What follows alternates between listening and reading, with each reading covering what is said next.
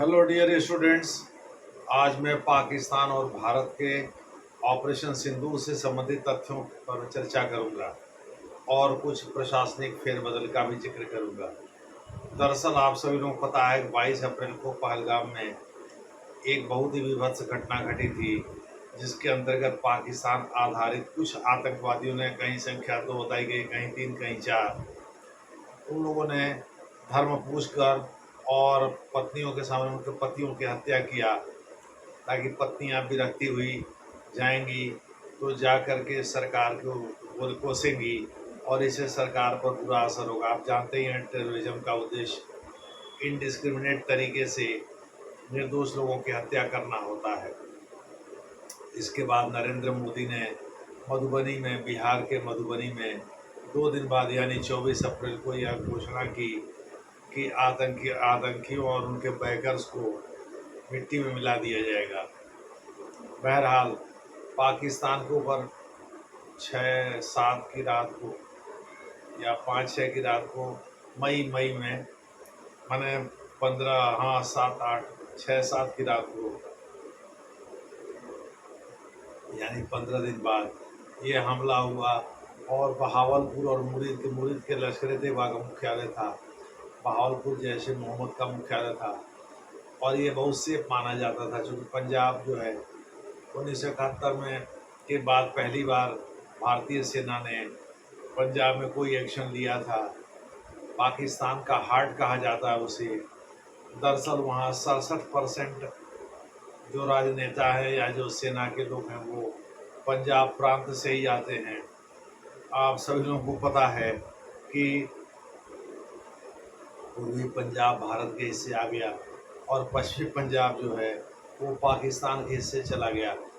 उसी पश्चिमी पंजाब की राजधानी लाहौर है। दूसरे शब्दों में पश्चिमी पंजाब पंजाब प्रांत कहा जाता है पाकिस्तान का।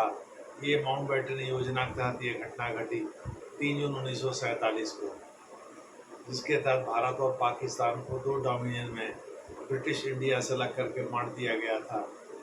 और भारत में आज़ादी के लिए ठीक उसी तरह से जैसे पाकिस्तान में आज़ादी के लिए या पाकिस्तान की आज़ादी के लिए 2 स्वतंत्र डोमिनियन में बांटने के लिए ही government of India act 1947 British parliament ने पारित किया था। यह उनका आखिरी लेजिस्लेटिव एक्शन था जो कि उन्होंने किया था।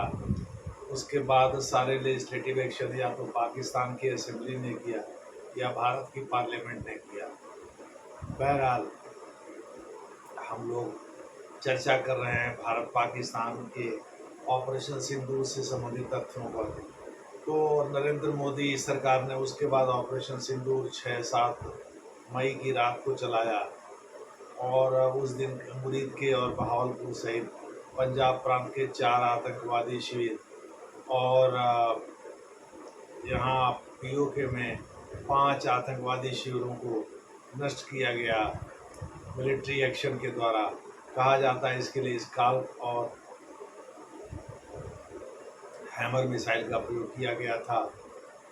राफेल विमान का प्रयोग करके अपनी सीमा में रख यहीं से दाग दिया गया था। तो भाई बहुत पिनपॉइंटेड एक्यूरेसी थी, बहुत ज़बरदस्त सटीकता थी। इसी सटीकता के साथ ही ये हमला हुआ था और केवल आतंकवादी शिविरों को नष्ट किया गया। इसके बाद पाकिस्तान ने फेस सेविंग के रूप में रिटेलिएट किया और 7 की रात को भारी उससे ड्रोन हमला कर दिया भारत के ऊपर। भारत के एयरबेस को और कुछ सिविलियन इंस्टॉलेशंस को और कुछ सिविलियन लोकेशंस को और कुछ धार्मिक स्थलों को भी निशाना बनाया। लेकिन भारत के कई एयर डिफेंस सिस्टम थे, जैसे कि S-400 जो ट्रायम्फेट श्रेणी का माना जाता है एयर डिफेंस सिस्टम, रूस से भारत ने खरीदा है और उसके बाद से यानी 5 में से 3 ही का इस्तेमाल किया गया। फिर रूस ने भी 3 ही दिया है। अब तो S-400 की और यूनिट लेने की बात हो रही है। S-500 पर भी बातचीत चल रही है। इस संबंध में मैं अतिरिक्त वीडियो बना चुका हूँ। इसके अलावा जो है पेचोरा था, L-70 था, AD था, बराक श्रेणी के एयर डिफेंस सिस्टम थे, बराक 8 श्रेणी के, ये सभी इन सभी डिप्लॉय किया गया था। इन सभी ने मिलकर के पाकिस्तान के तरफ से दागे गए ड्रोन या इनकमिंग मिलिट्री इक्विपमेंट को हवा में ही मार गिराया, नष्ट कर दिया था। यह बात 9 तारीख को सोफिया कुरैशी, कर्नल सोफिया कुरैशी ने अपने एक वक्तव्य में कहा भी था। ये इंडियन आर्मी में हैं और कर्नल रैंक पर हैं। ये और व्योमिका सिंह दोनों आई थी, जिसमें व्योमिका सिंह अंग्रेजी में वही चीज़ बता रही थी जो सोफिया कुरैशी हिंदी में बता रही थी। तो सोफिया कुरैशी ने हिंदी में इनका विवरण दिया भी था। ये ज़्यादातर टर्किश मेड थे, तुर्की के बने हुए थे और इनकी संख्या 300 से 400 के बीच रही होगी, ऐसा सोफिया कुरैशी का कहना था। बहरहाल इतनी भारी संख्या में ड्रोन जो है पाकिस्तान के द्वारा भारत पर छोड़े गए, ये अनमैन्ड एरियल व्हीकल होते हैं, यानी ये मानव रहित विमान होते हैं। इनमें कोई इंसान नहीं बैठता है पायलट के रूप में। ये टारगेट को साध करके छोड़ दिए जाते हैं और ये अपने निशाने पर लक्ष्य लगा कर उसे नष्ट कर देते हैं।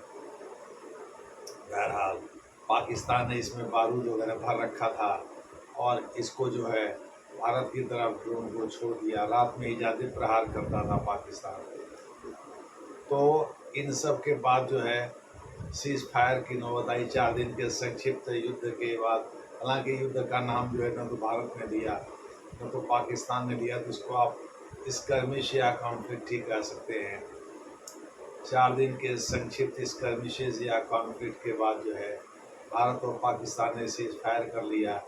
इनके DGMO, director general military operations, जो कि इधर से घई साहब थे, इसी प्रकार से उधर से भी लेफ्टिनेंट जनरल रैंक का एक अधिकारी था, दोनों ने मिल कर के और ये समझौता किया सीज़ फायर का, युद्ध विराम का। हालांकि ये युद्ध नहीं था। नरेंद्र मोदी प्रधानमंत्री हैं देश के, भारत के।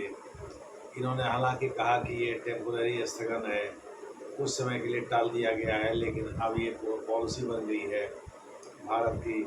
हर एक्ट ऑफ टेररिज्म को भारत एक्ट ऑफ वार समझेगा और एक्ट ऑफ वार समझ करके पाकिस्तान पर हमला करेगा या शत्रु देश पर हमला करेगा जहां से आतंकवादी आए हैं। बहरहाल तो इसके बाद पाकिस्तान सेलिब्रेशन मूड में आ गया। उसने इसे विक्ट्री मान लिया और अपने लोगों को गुमराह करने के लिए उसने बहुत सारे जश्न भी आयोजित किए, जिसमें कि आसिफ मुनीर भी शामिल हुए और वहाँ के जो प्रधानमंत्री हैं शहबाज शरीफ, वो आसिफ मुनीर को सर पर चढ़ाए हुए। आप सभी लोगों को पता है, क्योंकि पाकिस्तान में ट्रू डेमोक्रेसी तो है नहीं। वहाँ तो जो सेना में भी जो आर्मी चाहती है वही होता है। इनको फील्ड मार्शल बना दिया गया, यानी अब ये पहले 4 स्टार जनरल थे, अब इनको 5 स्टार जनरल बना दिया गया, विशेषज्ञों का मानना है। दूसरे शब्दों में ये सांकेतिक ही पद है, बस सुपरवाइजरी अथॉरिटी थोड़ी बढ़ा दी जाती है। निगरानी करने वाली जो शक्ति होती है उसमें थोड़ा इजाफा कर दिया, जो प्राधिकार होता है उसमें थोड़ा इजाफा कर दिया जाता है। लेकिन सच्चाई यही है कि आसिफ मुनीर जो है अब फील्ड मार्शल बन गए हैं। मुझे लगता है पाकिस्तान में ऐसा इसलिए हुआ क्योंकि आसिफ मुनीर तख्ता पलट के बारे में सोच रहे थे। शहबाज शरीफ को लगा भाई कैबिनेट की मीटिंग बुला करके इसको जल्दी फील्ड मार्शल बनाओ और उसके बाद से पाकिस्तानियों को ये भरोसा दिलाओ कि हम ये युद्ध जीत गए हैं। और तशद्दुद नाम के और तमाम तरह के जश्न भी मनाया था पाकिस्तान ने। दूसरे शब्दों में पाकिस्तान जिस गेटी के मूड में था, जिस आनंद के पल में जी रहा था, उसी में आसिफ मुनीर को उसने पाकिस्तानी लोगों को गुमराह करने के लिए 4 स्टार जनरल यानी आर्मी चीफ थे से एक रैंक बढ़ा दिया और 5 स्टार जनरल कर दिया। हालांकि वो अभी आर्मी चीफ ही रहेंगे, लेकिन फील्ड मार्शल बनने वाले वो दूसरे पाकिस्तानी बन गए। पहले पाकिस्तानी 1959 में जनरल अयूब खान थे, वो तो सेल्फ डिक्लेयर्ड थे। दूसरे शब्दों में उन्होंने खुद ही अपने को फील्ड मार्शल घोषित कर लिया था। दूसरे नंबर पर आसिम मुनीर है। चूँकि ये शातिर आदमी है, ये आदमी टू नेशन थियरी में विश्वास करता है, हिंदू मुस्लिम दो अलग कौम है इसमें विश्वास करता है। इसीलिए इसी की शह पर आतंकवादियों ने भारत में कोहराम भी मचाया था। तो उसको पता है कि भाई भारतीय सेना बहुत ताकतवर है और वो हमको मसल देगी मच्छर की तरह से। यही हुआ, लेकिन वहाँ पाकिस्तानी लोगों को गुमराह करने के लिए और उनको झूठा शब्जबाग दिखाने के लिए ये ज़रूरी था कि भाई आसिम मुनीर को आसिम कोई कहता है, कोई आसिम कहता है, कोई आसिफ कहता है, आसिम ही सुनिए। आसिम मुनीर को फील्ड मार्शल बना दिया। आपको हम बताते चले, भारत में ये व्यवस्था शुरू हुई थी अंग्रेज़ों के द्वारा। अंग्रेज़ों के द्वारा ही सेना पूरी तरह से आज भी उसी तरह ढर्रे पर जीती है। भारत में जो तीनों सेनाएं हैं, उनकी जो कार्य प्रणाली है, जो कार्य पद्धति है, पाकिस्तान भी कम वेश उन्हीं को अपनाता है। ये अंग्रेज़ों के द्वारा दी गई परंपरा है। आर्मी में सबसे बड़ा पद फील्ड मार्शल का होता है। अर्जुन सिंह एकमात्र ऐसे वायुवीर हैं जो कि एयर फोर्स चीफ तो थे ही। संभवतः 2002 में अटल बिहारी वाजपेयी की सरकार ने उन्हें मार्शल की उपाधि दिया था और एडमिरल ऑफ द फ्लीट, इसके इक्विवेलेंट 5 स्टार जनरल वो भी होता है। नेवी में एडमिरल ऑफ द फ्लीट की उपाधि दी जाती है। तो marshal, admiral of the fleet, ये क्रमशः एयर फोर्स और नेवी के तकमा हैं, जो कि वहाँ के सीनियर्स को, जो 4 स्टार जनरल होते हैं, जो अपने सेना के प्रमुख होते हैं, उनको दिया जाता है। हालांकि वो अपने सेना के प्रमुख बने रहते हैं, लेकिन उनके कारनामे के लिए, उनके युद्ध के दौरान की गई उपलब्धियों के लिए ये तकमा दिया जाता है। आसिम मुनीर को तो एक्चुअली ये तकमा मिलना ही नहीं चाहिए था, क्योंकि पाकिस्तान के 9 आतंकवादी शिविर और 11 एयरफोर्स बेस तबाह हो गए थे। लेकिन कराची पोर्ट जो भारत के लिए मजबूत था, पता नहीं इंडियन नेवी को किसने निर्देश दिया था, वो क्यों छोड़ दिया गया। तो जो नुकसान हुआ उसको जनता, पाकिस्तानी जनता को गुमराह करने के लिए कुछ हुआ ही नहीं। जैसे हमारी विक्ट्री हो गई, वहाँ के प्रधानमंत्री ने कैबिनेट मीटिंग बुला करके और ये कहा भाई बहुत ज़बरदस्त आसिम मुनीर साहब ने योगदान दिया है इस युद्ध के दौरान, इसीलिए उनकी पदवी बढ़ा करके और अब फील्ड मार्शल किया जा रहा है, यानी आर्मी चीफ से फील्ड मार्शल। हालांकि आर्मी चीफ अभी वो बने रहेंगे, लेकिन अब 5 स्टार जनरल हो जाएंगे वो। और मुझे लगता है शहबाज शरीफ ने ये सब काम आसिम मुनीर को खुश करने के लिए ही किया है, क्योंकि वो तख्ता पलटने की तैयारी कर रहे थे। शहबाज शरीफ डर गए थे। वैसे भी पाकिस्तान में सेना घी जलती है, जो सेना चाहती है वही होता है। अब उनको फील्ड मार्शल तो बना दिया, अब सारी पॉलिसी वही डिसाइड करेंगे पर्दे के पीछे से। सरकार तो नामात्र के लिए पाकिस्तान में चलती है। डेमोक्रेसी वहाँ दिखावे के लिए जिसको सेना चाहती है वही जीतता है। जुडिशरी भी वही करती है, इलेक्शन कमीशन भी वही करता है जो वहाँ की सेना चाहती है। इस प्रकार से आसिम मुनीर को चौतरफा खुश करने के लिए शहबाज शरीफ ने उनको फील्ड मार्शल बनाया है। चलिए अब हम आगे थोड़ा सा दो लाइन और बता देते हैं। भारत में मानेक शाह, सैम मानेक शाह उनको कहा सैम मानेक शाह उनको कहा जाता था। तो सैम मानेक शाह पहले फील्ड मार्शल हैं। दूसरे फील्ड मार्शल जनरल करियप्पा हैं, जो आज़ादी के बाद तुरंत भारत के आर्मी चीफ बनाए गए थे। और अर्जुन सिंह एकमात्र एयरफोर्स के जनरल रहे हैं, एयरफोर्स चीफ रहे हैं, जिनको कि मार्शल को बात दी गई।